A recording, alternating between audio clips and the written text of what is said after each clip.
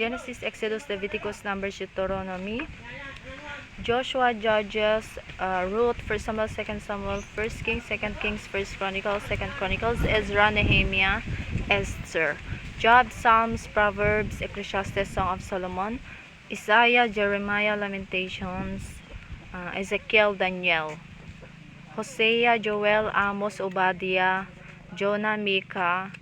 Nahum, Habakkuk, Zephaniah, Haggai, Zechariah, Malachi. New Testament: Matthew, Mark, Luke, John, Acts, Romans, 1 Corinthians, 2 Corinthians, Galatians, Ephesians, Philippians, Colossians, 1 Thessalonians, 2 Thessalonians,